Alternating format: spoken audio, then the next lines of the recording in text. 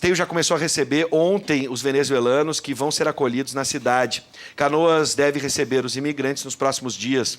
Para saber como vai ser o processo de acolhimento, nós vamos conversar com a secretária de Cidadania, Trabalho e Empreendedorismo, a secretária, na verdade, de Esteio, Tatiana Tanara. Seja muito bem-vinda, secretária. Muito obrigada. Bom, vamos lá. Vamos primeiro ver a situação desses que já chegaram aqui na região metropolitana. O que a gente já pode adiantar sobre a situação deles, como eles estão chegando, né? Até mesmo as informações que eles trazem, que passaram para eles, agora que eles vão conhecer a realidade do Rio Grande do Sul. Estavam nos extremos, né? Sim. Eu fui a Roraima na segunda-feira, acompanhada do prefeito, né, para entender um pouco desse processo, porque tudo isso foi muito novo para nós também, né? Nós fomos procurados pelo Ministério e o prefeito acolheu esse pedido e aí começamos com essa grande operação. Então, nós fomos a Roraima na segunda, acompanhamos todo o processo de triagem dessas pessoas e viemos com eles no voo, né? Então, ficou um grupo em São Paulo de pessoas que já tinham vagas lá disponíveis. Sim. E viemos com 125. Chegamos ontem à noite, aí teve uma acolhida, né, numa igreja perto do albergue onde eles estão. A comunidade toda mobilizada, foi um momento incrível, assim, né? Foram bem recebidos. Muito bem recebidos, que bom. A gente ainda está muito impactado emocionalmente com as experiências de lá e com essa chegada aqui. Sim. Então, as pessoas saíam para frente das suas casas batendo palmas quando veio o comboio, né? E desde então, a gente está com um trabalho de inserção deles na política de assistência, né? Conforme orientações da Acnur e do MDS. Hoje tivemos um atendimento de saúde, um monitoramento, ver quem precisa de medicamentos, colocando eles em contato com a nossa realidade. Nossa maior preocupação foi o frio. Sim. Porque nós saímos de Roraima com 35 graus. Eles vêm de um país que está praticamente na faixa do Equador, né? Essas pessoas não tinham agasalhos, né? Então foi feita uma campanha emergencial. Mas tem sido um trabalho incrível, assim. Hoje já conheceram a cidade, foram passear. Tem sido um trabalho muito rico para nós. Bom, e como vocês sentiram, é muito importante a gente passar isso, né? Que a maioria, vamos dizer, praticamente toda a população de Esteio recebeu bem, né? Diferente do que aconteceu agora, né, com parte da população de Roraima. São casos diferentes e a gente acompanha, por exemplo, o desabafo da governadora de Roraima falando sobre a situação em que ela entendia que naquele momento o governo estava pecando por não interiorizar esses venezuelanos, ou seja, concentrando todos no estado, e a gente imagina que o volume é muito grande e aí as dificuldades aparecem.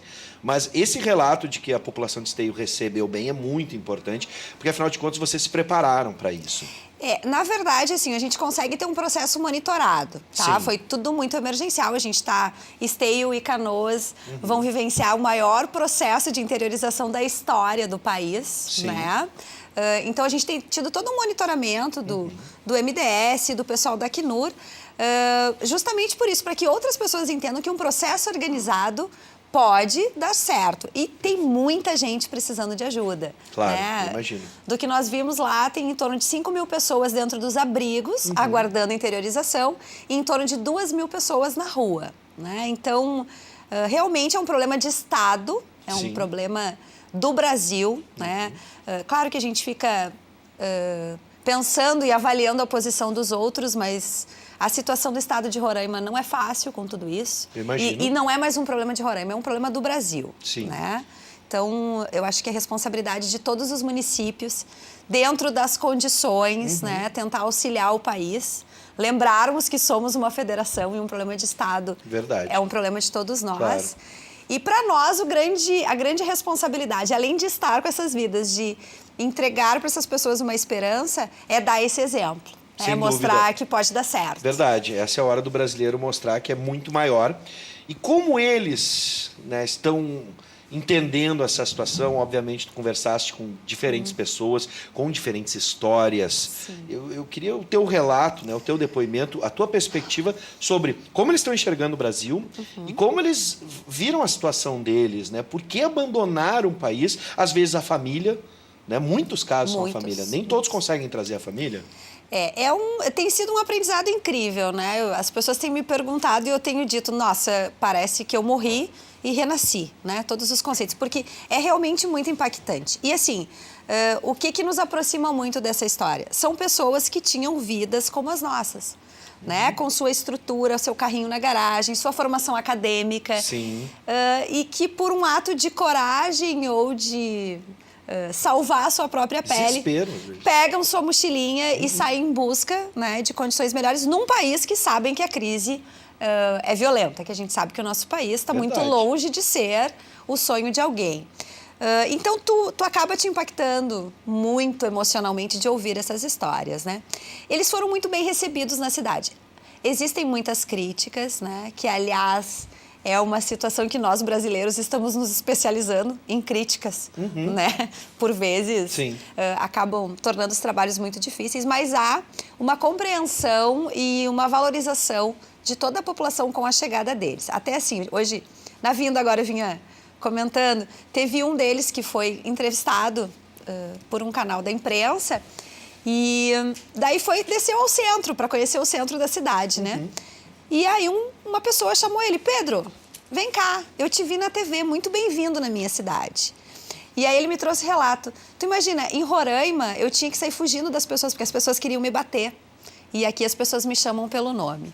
Então são essas pequenas coisas, esses pequenos detalhes que a gente vê o quanto a gente está transformando essas vidas, né? Verdade. E assim, somos lotados de problemas. Nosso país está muito longe de ser aquilo que nós sonhamos, né? A gente tem sido muito questionado, mas e a população de rua? Bom, primeiro que são políticas diferentes, custeios completamente diferentes e histórias diferentes. Isso é muito importante falar. Né? Por isso que a gente não diz o morador de rua, ele está em situação de rua. Em situação de rua. E são muitos motivos, né? A política de assistência, a gente tem um tamanho, uma responsabilidade enorme e, por vezes, somos questionados por atitudes como essa, né? Para essas pessoas, eu sempre lembro de um ditado, o pessoal diz que é um ditado budista, né?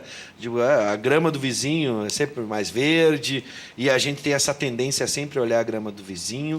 E aí é bom a gente parar e pensar, porque a nossa crise é muito grande, as pessoas estão sem emprego, mas imagine você ter que abandonar a sua família, né? É uma situação de extremo desespero, né? De você sozinho vir para um país onde não sabe a língua é diferente. Não adianta vir com essa de que espanhol é igual ao português, que não é, né? A língua é diferente, o desafio é diferente. E outra, você atravessou o continente, você aceitou esse desafio, porque é um desafio para essas pessoas. Por mais que a situação às vezes esteja ruim lá, pelo menos pode pensar em ficar com a família, para tu abandonar a família, porque a coisa realmente não é igual à nossa.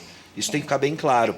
O Wagner Miron pergunta que sejam bem-vindos venezuelanos, mas estamos em campanha de vacinação. Eles já estão vacinados? Qual a perspectiva para eles aqui na questão da saúde, por exemplo? Assim, ó, tem todo um processo muito... Eu gostaria de aproveitar a oportunidade para tranquilizar as pessoas, porque esse medo que as pessoas têm, eu também tive. E eu fui lá justamente para vir mais tranquila com esse trabalho. Então, assim, todos eles têm as questões sanitárias ok, né, as questões de saúde, todos vacinados.